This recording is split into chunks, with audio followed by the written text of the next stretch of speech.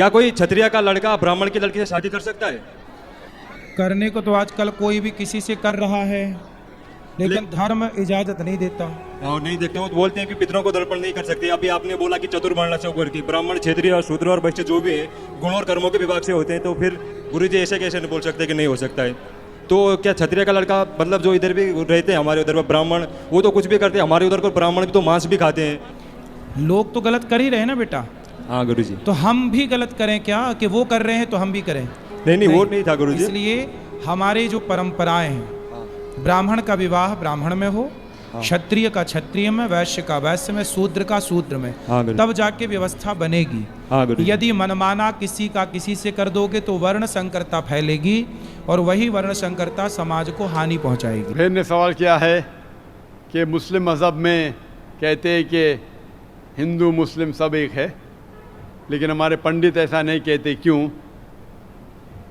اگر قرآن پڑھیں گے تو جیسا میں نے کہا کہ مذہب اللہ کے نزدیک ایک ہی ہے، اسلام اور کوئی نہیں.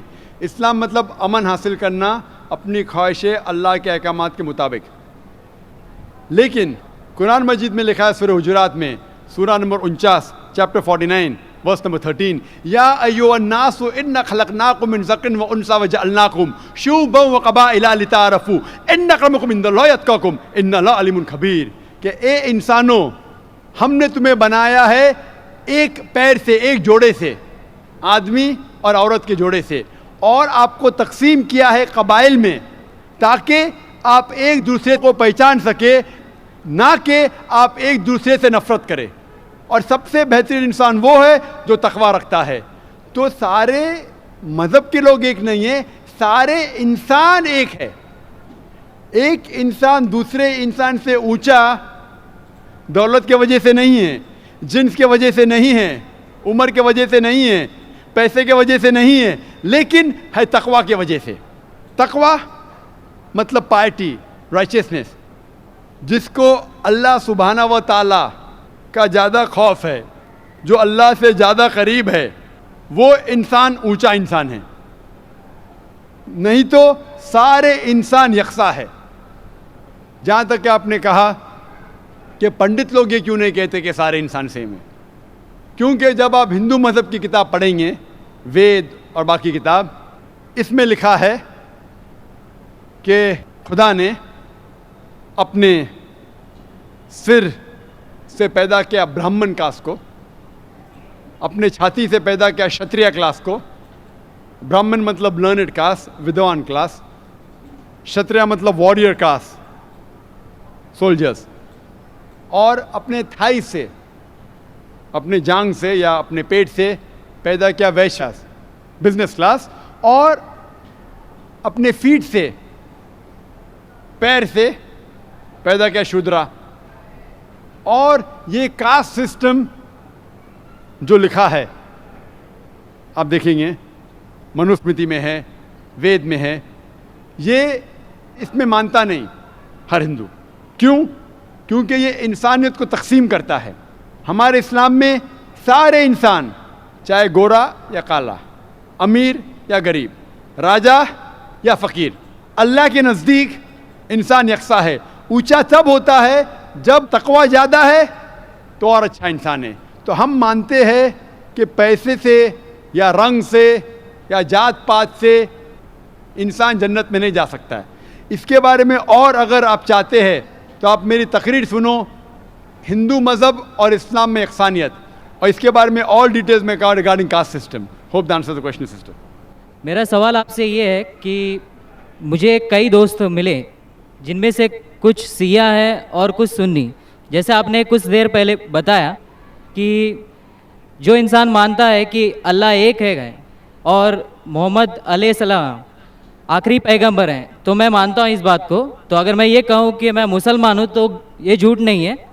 لیکن مسلمان بننے کے بعد ایک نماز پڑھنا بہت ضروری ہوتا ہے، اور کچھ طریقے ہیں جو دونوں ہی دوستوں نے مجھے بتائے، لیکن ان کے طریقے الگ الگ ہیں.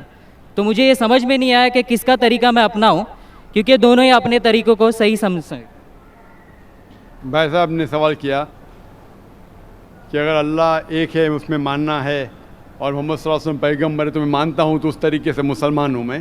لیکن میرے دو دوست ایک شیعہ ایک سنی اور مسلمان بننے کے لیے نماز پڑھنا ضروری ہے تو کس طریقے سے نماز پڑھوں؟ بھائی صاحب آپ کہتے ہیں کہ اللہ ایک ہے, آپ مانتے ہیں کہ اللہ کے پیغمبر محمد صلی اللہ علیہ وسلم آخری پیغمبر ہے, تو آپ نے کہا کہ کس طریقے سے نماز پڑھوں. یہ شیعہ سنی جو آپ نے پوچھا, آپ جب قرآن پڑھیں گے قرآن میں نہ شیعہ ہے نہ سنی ہیں, قرآن میں نہ شیعہ ہے نہ سنی ہیں. قرآن شریف میں کہا گیا ہے سورہ عمران میں سورہ نمبر 3 آیت نمبر 103 میں وَاعْتَصِمُوا بِحَبْلِ اللَّهِ جَمِيعًا وَلَا تَفَرَّقُوا, کہ آپ آپس میں اکٹھا ہو کے اللہ کی رسی کو مضبوطی سے پکڑو. اللہ کی رسی ہے قرآن اور صحیح حدیث.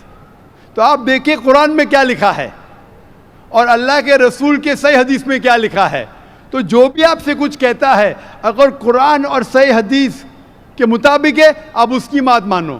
جو ذاکر کہتا ہے وہ بھی کچھ اہم نہیں اسلام میں, ذاکر اسلام میں زیرو ہے. جو ذاکر کہتا ہے وہ بات ماننا ضروری نہیں, لیکن جب میں قرآن کا حوالہ دیا تو آپ کو قرآن کی بات ماننا فرض ہے. جب میں صحیح حدیث کا حوالہ دیا تو آپ کو صحیح حدیث کی بات ماننا ضروری ہے. تو اسی لیے کوئی بھی شخص کچھ کہتا ہے اگر اختلاف ہے اس میں تو پھر سے رجوع ہو جاؤ قرآن اور حدیث کے پاس, کیونکہ قرآن میں لکھا ہے سورہ نساء میں سورہ نمبر 4 آیت نمبر 59 میں ورس نمبر 59 میں اطیعوا اللہ واطیعوا الرسول, اللہ کی اطاعت کرو, اللہ کی بات مانو اور اللہ کے رسول کی بات مانو. اور وہ لوگ those have been charged with authority, جو اولو الامر ہے, وہ لوگ جو آپ کے امیر ہے. لیکن اگر ان میں اختلاف ہے پھر سے رجوع ہو قرآن اور حدیث کے پاس, اللہ اور اللہ کے رسول کے پاس. تو اگر دو شخص دو عالم کوئی بھی اگر اختلاف ہے آپ پھر سے مڑو اللہ اور اللہ کے رسول کے پاس, قرآن اور صحیح حدیث کے پاس. پھر دیکھو کہ کون سا دوست, کون سا مسلم, کون سا عالم, کون سا مولانا قرآن اور صحیح حدیث کے مطابق کہہ رہا ہے. آپ سمجھے؟ تو اس سے پتہ چلے گا کہ کیا صحیح ہے. آپ بولتے ہیں کہ نماز پڑھنے کے طریقے میں اختلاف ہے, شروع میں کم از کم جو یکساں ہے وہ تو شروع کرو. اختلاف بہت تھوڑا ہے, نماز کے طریقے میں اختلاف بہت تھوڑا ہے, جو یکساں ہے وہ تو شروع کرو. اگر آپ مسلمان بننا چاہتے ہیں تو اتنا وقت کیوں لے رہے؟ خالی نام کے مسلمان ہونا ضروری نہیں ہے, وہ کوئی فائدہ نہیں. عملی طور پہ مانو کہ اللہ ہے کہ اس کی عبادت کرو اور آخری رسول محمد صلی اللہ علیہ وسلم پہ ایمان لاؤ, اور اس کے بعد پھر تحقیق کرو آپ کے دو دوست لوگ جو بول رہے قرآن سے کون میچ کرتا ہے, صحیح حدیث سے کون میچ کرتا ہے. کیونکہ اللہ کے رسول فرماتے صحیح بخاری کی حدیث ہے اس طریقے سے نماز پڑھو جس طریقے سے آپ نے مجھے دیکھا. تو جو صحیح حدیث سے ثابت ہے قرآن اور صحیح حدیث سے اس طریقے سے نماز پڑھو. لیکن اگر 19-20 فرق ہے کم از کم جو یکساں ہے وہ تو شروع کرو, اختلافی باتوں پہ تحقیق کرو, انشاءاللہ پتہ لگ جائیں گا آپ کو کیا صحیح ہے. تو انشاءاللہ ابھی آپ صرف نام کے مسلمان مت نہ ہو, عملی طور کے اوپر مانو کہ اللہ ہے کہ اور اللہ کے رسول محمد صلی اللہ علیہ وسلم آخری پیغمبر ہے. Hope that answers the question. Thank you sir. بھائی صاحب کا سوال ہے الحمدللہ ہندو مذہب میں شانتی نہیں تھی تو بعد میں عیسائیت قبول کی, پہلے اچھا لگا بائبل پڑھی تو پتہ لگا کافی گڑبڑ ہے, چھوڑ دیا. پھر مسلمان دوست نے کہا ایک سورت پڑھی سورہ اخلاص اور اتنا خوش ہوئے کہ اس نے اسلام قبول کیا 3-4 سال پہلے, اللہ ان کو جزائے خیر دے. اور کچھ بری عادت تھی جو پھر بھی کرتا تھا, دوستوں نے کہا تو بری عادت چھوڑ دیا الحمدللہ. ابھی وہ پوچھنا چاہتا ہے ایک سوال کہ قرآن مجید میں لکھا ہے کہ نشہ حرام ہے, تو نشے کے ساتھ ساتھ پینا, چرس, گانجا یہ بھی حرام ہے کیا؟ قرآن مجید میں لکھا ہے سورہ مائدہ میں سورہ نمبر 5 آیت نمبر 90 میں یا الذین آمنوا انما الخمر والمیسر والانصاب والازلام رجس من عمل الشیطان فاجتنبوہ لعلکم تفلحون, کہ کہو ایمان والوں سے انما الخمر والمیسر, کہ موسٹ سرٹنلی کہو ایمان والے سے کہ نشے والی چیز, خمر, آئیڈل ورشپ, بت پرستی, فارچون ٹیلنگ, یہ سارے چیزیں حرام ہیں. رجس من عمل الشیطان, یہ شیطان کی چیزیں ہیں. فاجتنبوہ لعلکم تفلحون, اس سے دور رہو تاکہ آپ سفلتا پاؤ. تو قرآن مجید میں لکھا ہے کہ نشے والی چیز انما الخمر والمیسر, گیملنگ, جوا کھیلنا, فارچون ٹیلنگ اور اللہ کے علاوہ کسی اور کی عبادت کرنا, बुत परस्ती, ये चारों चीज़ हराम है। आपका सवाल था कि नशा सिर्फ शराब में है क्या, पीना, चरस, गांजा में भी? जहाँ तक के नशे की चीज़ है, कोई भी नशे की चीज़, चाहे विस्की हो या बियर हो, चाहे रम हो या ब्रांडी हो, या चाहे चरस हो या गांजा हो, चाहे वो पिया गया हो लिक्विड वाइज या फूका गया हो, अगर उससे नशा आता है तो ये हराम है।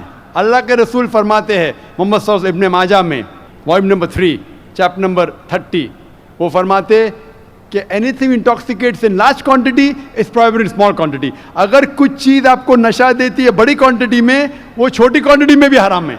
तो चरस, गांजा सब हराम है। आपका सवाल था कि पीना के मुराद चरस पीना हराम, नशा है। सिगरेट पीने का जवाब ज़रा डिफरेंट रहेगा। सिगरेट पीने का जवाब अलग है। जहाँ तक कि चरस, गांजा फूकना या नशा, ब्रांडी, ये आता है खमर के अंदर, हराम में। जहाँ तक सिगरेट पीने का सवाल है, पहले उलमा ये कहते थे कि ये मकरूह है, क्योंकि हदीस है अल्लाह के रसूल की कि जब आप नमाज़ पढ़ने जाते हैं तो जब कांदा प्याज खाते हैं तो सांस में बदबू आती है, इसी तरीके से सिगरेट पीने से बदबू आती है, तो मकरूह है। लेकिन अभी साइंस एडवांस होने के बाद पता लगता है कि सिगरेट पीने से इट इज़ स्लो पॉइजनिंग। और कुरान में कहा गया है सूरह बकरा में सूरह नंबर 2 आयत नंबर 195 में कि don't make your own hand the cause of your own destruction. आप अपने हाथ से अपनी कब्र मत खोदो, मीन डोंट कमिट सुसाइड। अपने हाथ से अपनी कब्र मत खोदो, ये मुहर्रा है। Don't make your own hand the cause of A destruction. अपने हाथ से अपनी तबाही खुद मत करो। तो इससे पता चलता है कि सुसाइड, आत्महत्या करना हराम है। आज साइंस बढ़ने के बाद, तरक्की करने के बाद पता चला कि after alcohol the second most damaging to health it is cigarette smoking, it is smoking tobacco in any form. और WHO के मुताबिक हर साल 40 लाख लोग सिर्फ मरते हैं सिगरेट स्मोकिंग से, तंबाकू से, 40 लाख। और इसकी कई बीमारियां हैं, आप में तकरीर सुन सकते हैं, डाइटरी लॉज ऑफ इस्लाम। इसीलिए 400 से ज़्यादा फतवे हैं मिस्र में, सऊदी अरेबिया में, कई उलमा के, जो कहते हैं कि सिगरेट पीना स्लो पॉइजनिंग, इसीलिए हराम है। तो नए फतवे, सिगरेट पीना भी हराम है और नशे की हालत के अंदर ब्रांडी, वाइन, एवरीथिंग, चरस, गांजा तो बेशक हराम है। Hope that answers the question. जी खुशामदीद दोस्तों, उम्मीद करता हूँ वीडियो आपने पूरी देखी होगी और आपको पसंद भी आई होगी। ये इंडियन पंडित के आए दिन बहुत सारी वीडियोस आपने देखे होंगे, तो मुझे बहुत ज़्यादा हंसी आती है। ये जो किस्म का जो लिबास ये पहनता है और जो शक्ल और सूरत अपनाता है और जो है ना अजीब व गरीब किस्म के काम करता है, और ये लोग भी जो है ना दूर दराज से आते हैं और इसको सपोर्ट करते हैं, तो मुझे कभी कभार इसके ऊपर जो है ना हंसना आ जाता है, बहुत ज़्यादा हंसना मुझे आ जाता है। ठीक है, असल में ये हिंदू लोग, इनका अक़ीदा ये है कि जो गाय है या बकरी है, जो भी जानवर है, उसका खाना बिल्कुल हराम है। क्यों?